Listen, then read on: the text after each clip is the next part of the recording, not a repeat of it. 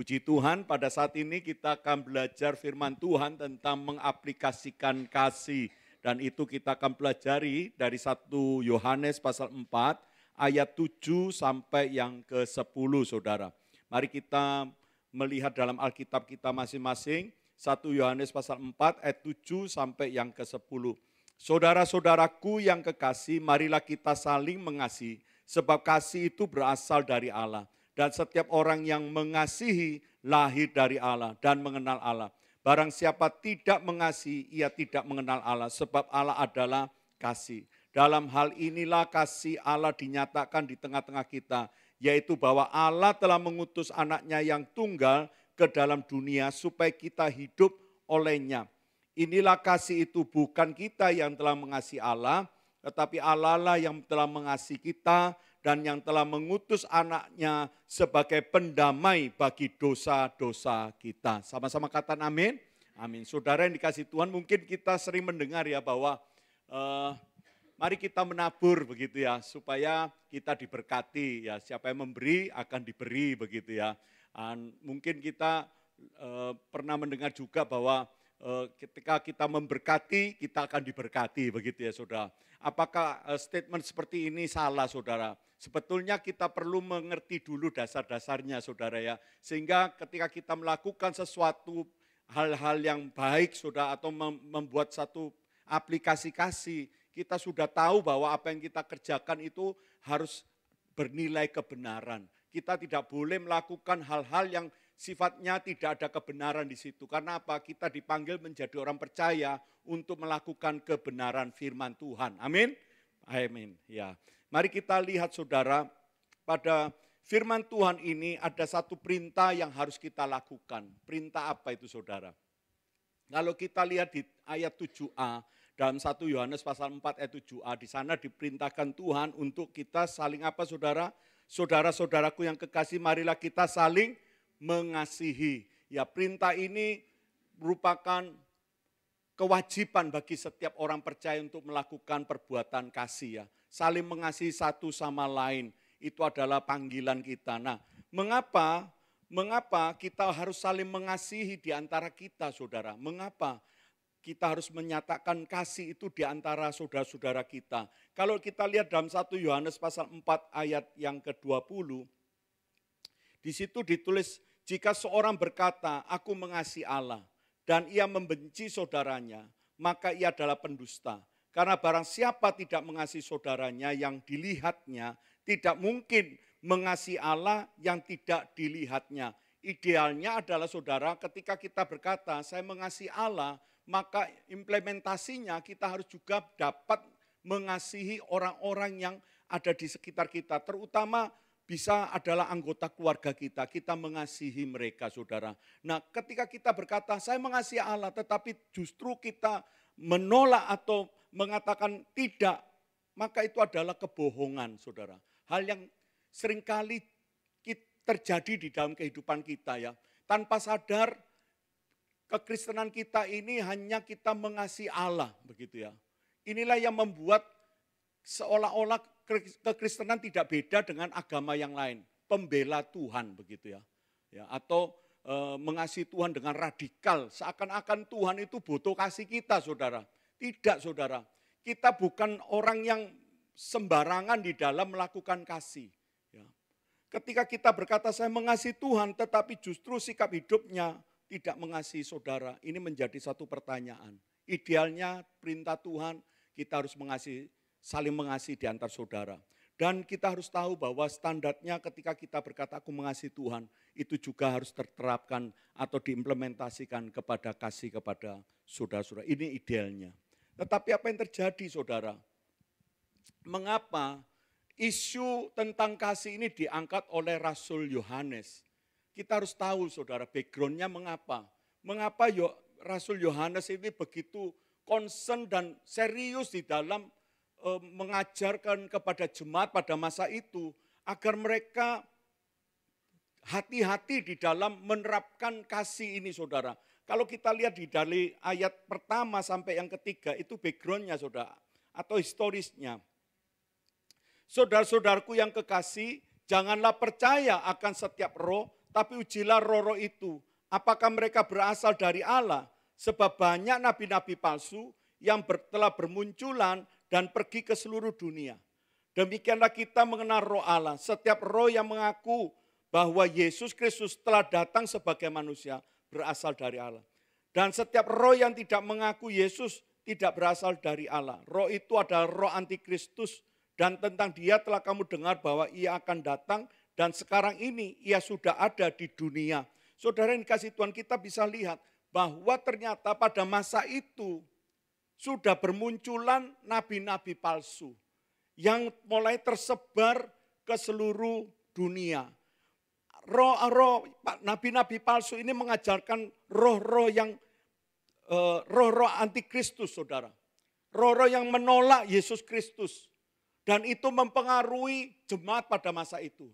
Dan sebagian juga ada orang di antara mereka yang memisahkan atau keluar dari bilangan orang percaya. Dan mereka itulah yang tersebar ke seluruh dunia, membawa ajaran yang palsu. Ya, menebarkan seperti virus pada COVID-19 kemarin disebarkan ke seluruh dunia. Sehingga menjadi pandemi yang luar biasa. Tidak hanya pada masa itu efeknya, tapi juga sampai sekarang. Tanpa disadari telah mempengaruhi sebagian kita orang Kristen yang tidak mau ya, dipersiapkan, diperlengkapi, dididik soal kerohanian. Sehingga apa yang mereka pikir itu adalah hal yang baik, kita melakukan sesuatu untuk Tuhan. Tetapi ketika teruji, justru apa yang mereka lakukan yang baik kepada Tuhan itu tidak bernilai. Karena apa? Karena terpengaruhi oleh roh-roh ya, yang palsu, yang diajarkan nabi-nabi palsu. Itulah yang perlu kita hari ini pelajari. Apa yang terjadi ketika nabi-nabi palsu ini mengajarkan penyesatan, roh-roh yang menyesatkan itu, saudara. Ada terjadi distorsi terhadap doktrin kekristenan. Sangat masif, saudara, oleh nabi-nabi palsu itu.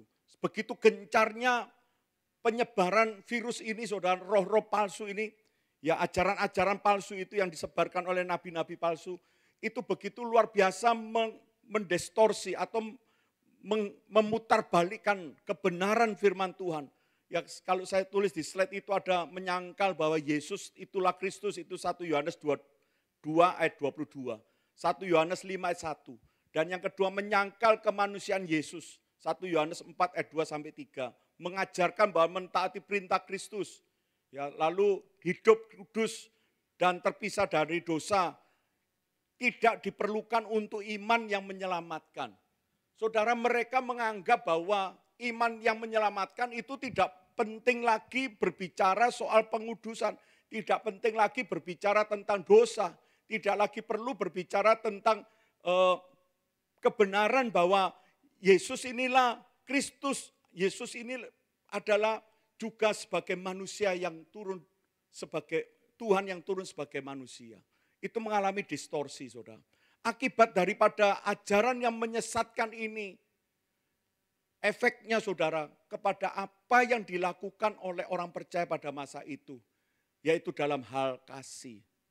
Mereka berpikir apa yang telah mereka lakukan selama ini, itu sudah dia tepat lakukan seperti yang Tuhan mau.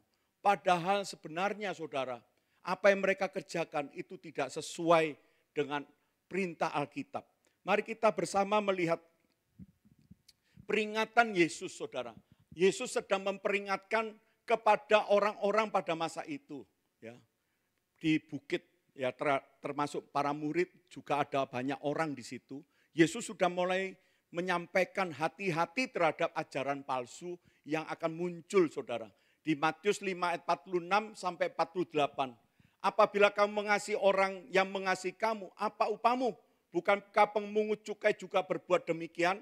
Dan apabila kamu hanya memberi salam kepada saudara-saudaramu saja, apakah lebihnya daripada perbuatan yang baik? Bukankah orang yang tidak mengenal Allah pun berbuat demikian?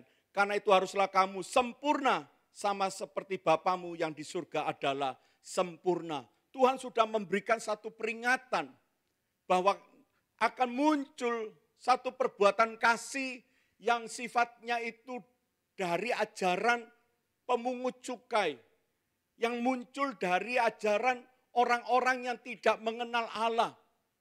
Mereka mengasihi sesamanya dengan satu motivasi mendapatkan keuntungan, saudara. Seperti pungut cukai. Kalau tidak ada keuntungan di sana, dia tidak akan menyatakan kasih. Atau dia memberi salam hanya kepada orang-orang yang sefrekuensi. Atau yang selevel atau sebahasa, saudara. Atau yang menyukakan hati. Itulah yang diajarkan oleh roh-roh yang tidak mengenal Allah. Dan pengajaran ini seringkali tanpa sadar orang Kristennya terpengaruh, saudara. Bahkan mengadopsi, mengambil seolah-olah ketika kita melakukan kasih itu kepada sesama, kita berbagi kasih atau menaburkan berkat, kita seolah-olah melakukan ini juga bentuk mengasihi Tuhan. Padahal salah, saudara. Salah sekali. Atau mungkin kita, saudara ya, dalam memberikan persepuluhan. Motivasi kita apa? Seringkali kita masih didasarkan ketika kita mengembalikan persepuluhan adalah ketika kita membalikan, kita percaya bahwa Tuhan akan membungkakan tingkat-tingkat langit dan mencurahkan berkat kepada kita. Pemandangan ini tidak salah, tetapi dasarnya itu yang tidak benar, saudara. Tidak tepat. Dan kalau kita belajar pada perjanjian baru, jemaat mula-mula tidak ada yang berbicara tentang persepuluhan. Mereka tidak sedang mengatakan, ayo kita sekarang mengumpulkan persepuluhan. Kalau andai kata pada saat itu ada pengajaran tentang persepuluhan, mereka akan bersuka cita dan senang sekali. Mengapa, saudara? Karena pada jemaat mula-mula dilatih dan diajar untuk mempercayai bahwa seluruh kehidupannya adalah milik Tuhan. Segala harta benda yang mereka miliki itu adalah dari Tuhan. Sehingga ketika gereja mengalami satu permasalahan, tubuh Kristus mengalami banyak kekurangan. Di sana mereka berbagi. Hartanya dijual, ladangnya dijual. Dan seluruhnya itu dipersembahkan kepada Tuhan. Kalau mereka menerima pengajaran persepuluhan, oh itu bagi mereka sangat ringan dan menyenangkan, saudara. Tetapi tidak. Pada masa itu para rasul mengajarkan kepada jemaat mula-mula untuk saling memberkati satu sama lain.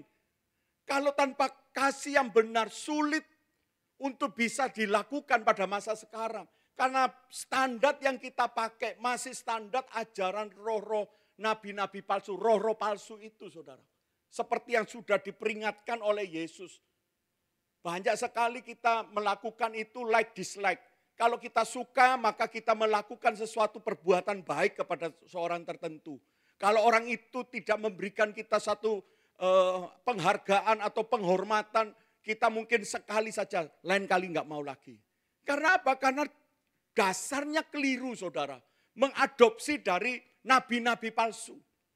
Padahal di dalam 1 Yohanes pasal 4 ini, begitu konsennya Rasul Yohanes berjuang menghancurkan pekerjaan nabi-nabi palsu itu yang sudah tersebar oleh orang-orang yang tergiur untuk mengikuti ajaran itu dan mereka mulai menyebarkan virus berbagai tempat dan sampai hari ini pengajaran itu belum dihancurkan. Mari kita sebagai orang percaya mulai sadar apa yang harus kita tanggung jawab kita sebagai orang Kristen.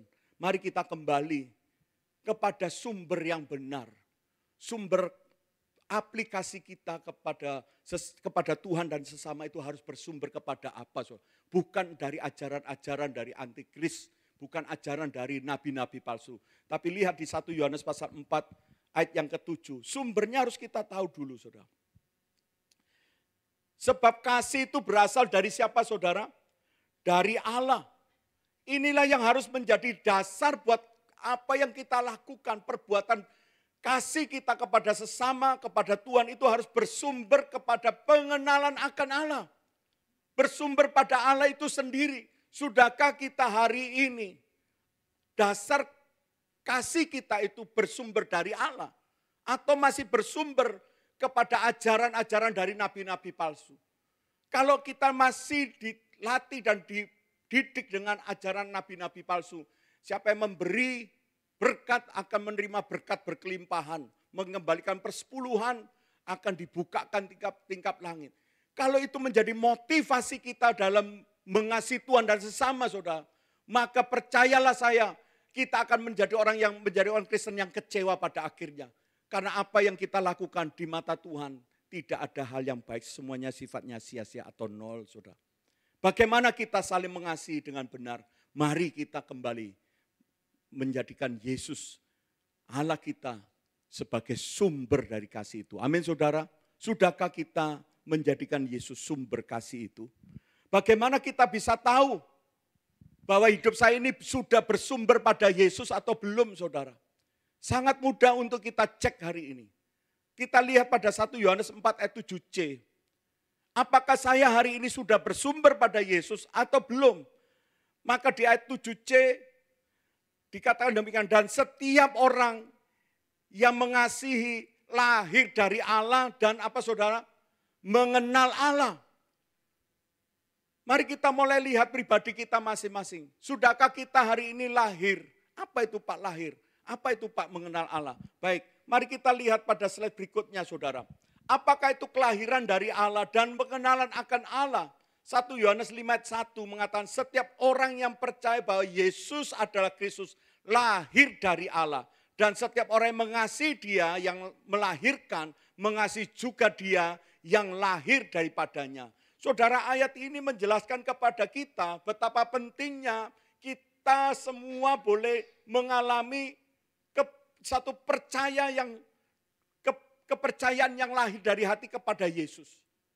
Ini bukan pekerjaan saya manusia untuk bisa percaya Yesus adalah Tuhan saya. Bukan pekerjaan saya. Bukan karena kepandaian saya sehingga saya tahu dia adalah sang juru selamat saya. Saya tidak punya pengetahuan dan punya keinginan hati untuk bisa tahu siapa dia. Tetapi ini adalah pekerjaan Roh Kudus. Sudahkah kita hari ini hati kita diterangi oleh Roh Kudus sehingga Roh Kudus itulah yang membawa kita bisa mengaku Yesus adalah Kristus. Itulah yang membuat kita lahir baru. Tetapi sayang banyak orang Kristennya ketika Roh Kudus menerangi hati kita, kita menerima dengan sukacita keselamatan yang dari Tuhan, mengaku Yesus Kristus adalah Tuhan dan Juru Selamat. Itu menjadi kelahiran baru kita, cukup? Tidak cukup. Harus mau melangkah pada proses yang kedua, yaitu kita boleh dibentuk atau ketika kita lahir baru, di situ juga Roh Kudus sedang membawa kita hidup dalam kebenaran atau dikuduskan. Seperti dua sisi mata uang. Ya. Kalau kita lihat koin itu sisi pertamanya mungkin gambar ya. Lalu yang baliknya itu angkanya begitu. Nah, andai kata hanya satu sisi saja, cuma angka begitu, kira-kira kita belanjakan di Indomaret atau minimarket begitu, apakah bisa kita belanjakan, saudara? Tidak bisa, karena uang itu adalah uang saudara? Palsu. Tidak bisa kita pakai dan kita aplikasikan. Harus ada sisi yang lain, yaitu gambarnya. Nah, keselamatan yang dari Tuhan, Roh Kudus mencerahkan hati kita melakukan dua hal, yaitu membawa kita mengenal akan Sang Yesus, Sang Juru Selamat, juga membawa saya menjadi orang yang mau diproses dan dikuduskan. Nah, seringkali orang Kristennya berhenti pada keselamatan saja, selesai. Tidak mau diproses dan dibentuk. Saudara tahu enggak, saudara? Di dalam Kejadian pasal pertama, Allah menciptakan segala sesuatu yang ada di bumi ini dengan apa, saudara? Di alam semesta, di dalam bumi. Dengan firman-Nya, betul saudara ya? Berfirmanlah Allah, jadilah terang. Berfirmanlah Allah, ya, jadilah benda-benda di langit, penerang di langit. Berfirmanlah Allah, terpisahlah lautan dengan daratan, dan seterusnya, saudara. Dengan firmanlah Allah menciptakan segala sesuatu yang ada di dalam bumi dan di alam semesta ini. Tetapi apakah Allah juga berkata, berfirmanlah Allah kepada tanah liat itu? Tidak. Allah mulai membuat proses dari debu tanah dan dibentuk dan dilihat serupa dan segambar. Baru di situ dihembuskan nafas, baru Tuhan berfirman kepada manusia itu, memberi amanat agung yang pertama. Untuk mengusahakan taman itu dan seterusnya. Saudara yang dikasih Tuhan, dengan kata lain, Tuhan mau hidup kita ini selalu berproses dengan Dia. Dibentuk dan terus diproses. Untuk apa itu, saudara? untuk membangun kedekatan kita dengan Tuhan. Senantiasa membangun hubungan yang erat. Sejak awal penciptaan, Tuhan sudah membuat kita dalam proses. Tidak diciptakan hanya dengan berkata-kata saja, tetapi dengan diproses. Ketika manusia jatuh pun Allah merancangkan untuk menciptakan ulang di dalam Yesus Kristus menjadi ciptaan baru. Dan untuk melakukan pekerjaan baik yang sudah Tuhan sediakan di masa yang waktu yang lalu. Saudara, kehidupan kekristenan tidak bisa lepas dari proses. Nah inilah yang seringkali di-skip oleh anak Tuhan, hanya puas kepada penyelamatan saja. Padahal kekristenan harus dua fungsi ini. Dia mau mengenal Yesus sebagai Sang Juru Selamat, juga mau diproses di dalam kehidupannya sebagai orang percaya. Nah inilah yang disebut arti kelahiran baru dan pengenalan akan Allah. Tanpa proses ini, tanpa pengenalan dan proses mengenai kekudusan kita, maka harus kita ulang lagi belajar. Supaya waktu kita mengaplikasikan, kita sudah tahu sumber saya mengasihi berasal dari Allah. Bagaimana saya tahu sumbernya dari Allah? Bahwa saya hidup sudah percaya Yesus dan bersedia diproses Tuhan. Nah proses ini tidak hanya satu kali. Kelahiran baru atau proses Tuhan ini stop satu kali itu saja, selesai. Tidak saudara, ini adalah satu kontinu, progresif sifatnya, terus menerus. Dia ada satu pembaruan dari hari ke hari. Kekristenan tidak boleh stuck dalam satu kali belajar selesai, tidak lagi mau dibentuk dan diproses, tidak bisa saudara. Maka ada berikutnya, tanpa berelasi dengan Tuhan, tanpa ada satu hubungan yang erat dengan Tuhan, mustahil konsisten dapat mengaplikasikan kasih yang benar. Itu 1 Yohanes pasal 4 ayat yang ke-9. Dalam hal inilah kasih Allah dinyatakan di tengah-tengah kita, yaitu bahwa Allah yang telah mengutus anaknya yang tunggal ke dalam dunia, supaya kita hidup olehnya. Kekristenan tidak bisa lepas dari Yesus sepanjang nafas kita masih ada, saudara. Selama kita bernafas di dunia ini, harus membangun satu relasi yang terus-menerus dengan Tuhan. Saya bersyukur kalau Bapak Ibu masih mau terkoneksi, datang, beribadah di tempat ini, dan bersedia dibentuk oleh Bapak Gembala saudara. Ini adalah satu kesempatan di mana kita membuka diri, mengizinkan Tuhan mulai membentuk kita. Tetapi apakah hanya cukup 1 minggu, 1 kali kita berelasi dengan Tuhan? Tidak saudara, relasi kita juga setiap hari. Bagaimana kita mempunyai saat teduh yang konsisten. Tanpa ini saudara, maka kita waktu mengaplikasikan kasih itu, banyak sekali gangguan dan godaan. Tidak semudah yang kita pikirkan saudara. Kita sudah seringkali berusaha begitu rupa untuk melakukan sesuatu yang berkenan kepada Tuhan. Kita mendedikasikan semuanya, apa yang kita lakukan ini untuk kemuliaan Tuhan. Masih aja saudara, diresponinya dengan suatu sikap yang negatif. Masih ada. Apakah pada masa ini saja? Tidak. Di masa perjanjian baru kalau kita lihat bagaimana rasul-rasul Tuhan begitu berjuang gigih untuk kemuliaan Tuhan. Masih aja ada orang yang tidak suka untuk mengancam dan membunuh dan seterusnya.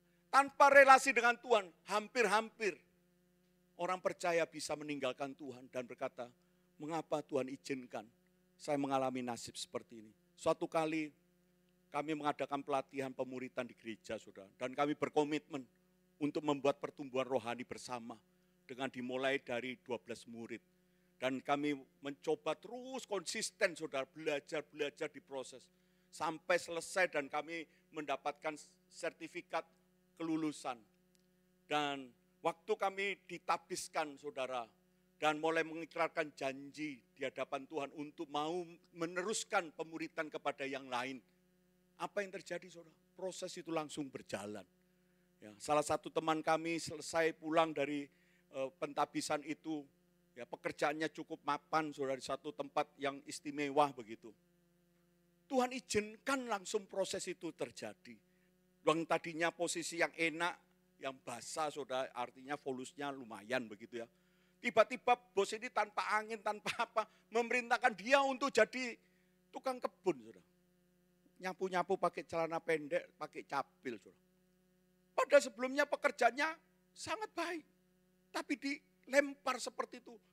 Bahkan dia harus kesusahan untuk mencukupkan kekurangan karena sebelumnya penghasilan sekian tiba-tiba terpangkas begitu rupa dan dia harus mencari sisanya dari mana sampai pulang kerja dia langsung nge-Grab. Itu dijalani 4 tahun. Dengan tujuan supaya bos ini membuat orang ini bisa keluar dengan sendirinya karena tidak tahan. Tapi saya katakan, Pak, bertahan ya. Tetap setia, konsisten. Mari membangun hubungan dengan Tuhan. Puji Tuhan. Kemarin saudara, awal tahun dia memberi kesaksian bahwa dia dipulihkan. Puji Tuhan, Pak. Sekarang kedudukan saya sudah dikembalikan. Bahkan dipercaya lebih lagi. Wah, puji Tuhan. Saudara, ini kalau tidak ada hubungan erat dengan Tuhan, ketika mendapat terpaan angin badai seperti itu, bisa-bisa kita ini mulai bertanya apakah betul apa yang kita lakukan. Apakah ini kehendak Tuhan? Begitu saudara. Seringkali kita akan merasa putus asa di sana. Tapi puji Tuhan ketika dia mulai menyadari pentingnya berelasi. Setelah dia tahu keselamatan bersumber dari Tuhan Yesus Kristus. Dan dia telah menjalani proses dan bertahan terus untuk membangun hubungan. Dan Tuhan membuktikan orang ini menjadi orang yang tetap setia. Dan Tuhan pulihkan keadaannya. Nah, bagian yang terakhir bahwa saat mengaplikasikan kasih, ini harus yang menjadi satu peringatan buat kita. Waspada terhadap godaan pujian. Ya, saat kita mulai Tuhan angkat posisinya menjadi orang yang sedikit baik ini ya. Mulai diberikan satu jabatan tertentu dan seterusnya saudara. Ini harus menjadi waspada. Mengapa saudara? 1 Yohanes pasal 4 ayat ke-10.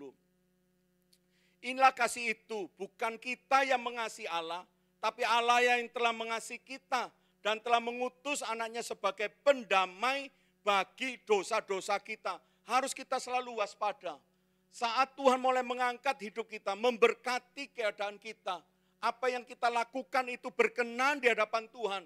Karena kita mengaplikasikan kasih dengan bersumber kepada Yesus Kristus. Dan Tuhan mulai berkarya dalam kehidupan seorang itu menjadi orang yang lebih maju lagi, lebih diberkati lagi, lebih mendapatkan tempat yang terhormat lagi. Maka akan ada masa di mana dia merasa seorang diri di atas puncak itu. Dan itulah kesempatan si iblis menggoda untuk mulai mempunyai roh yang lain, yaitu roh kesombongan. Dari ayat ini kita mulai diperjelas bagaimana karya yang besar itu ada dalam diri kita. Itu adalah peran Yesus yang telah berkorban. Tetapi Allah yang telah mengasihi kita. Semuanya karena Tuhan. Dan telah memberikan Yesus sebagai pendamai untuk saya. Jadi saat kita diberkati Tuhan, saat kita mulai mengalami pengangkatan lebih baik posisi kita, katakan semua ini karena Tuhan. Saya ini adalah hamba yang tak berharga. Amin saudara. Ya, itulah suatu kebenaran yang perlu kita pegang. Untuk kita waspada pada saat kita sudah dalam berkat Tuhan. Janganlah kita merasa tinggi hati. Tapi kata Tuhan, bawa saya dalam prosesmu terus. Supaya dengan demikian kita bisa mengaplikasikan kasih dengan benar. Sebagai kesimpulan dari khotbah ini saudara, saya tulis begini. Mengaplikasikan kasih tanpa mengalami perjumpaan dengan Yesus, tidak ubahnya sedang mengikuti ajaran nabi-nabi palsu yang tidak membawa faedah apapun selain kenikmatan duniawi. Kiranya saudara dan saya mulai menyadari bahwa panggilan kita untuk saling mengasihi. Dan Tuhan sudah memberikan satu kebenaran buat kita, mengapa kita harus saling mengasihi. Karena Yesus menghendaki kasih itu boleh dinyatakan kepada sesama. Kalau tidak, kita dikatakan orang yang pendusta. Jadi munafik buat apa saudara? Maka ketika kita melakukannya, biarlah kita melakukan karena kita tahu saya orang yang sudah diselamatkan. Saya tahu bahwa saya adalah orang yang diproses Tuhan dan konsisten hidup di dalamnya. Dan saya harus waspada akan kesombongan dan tetap harus rendah hati. Kiranya firman Tuhan ini menolong kita dapat mengaplikasikan kasih kepada Tuhan dan kepada sesama.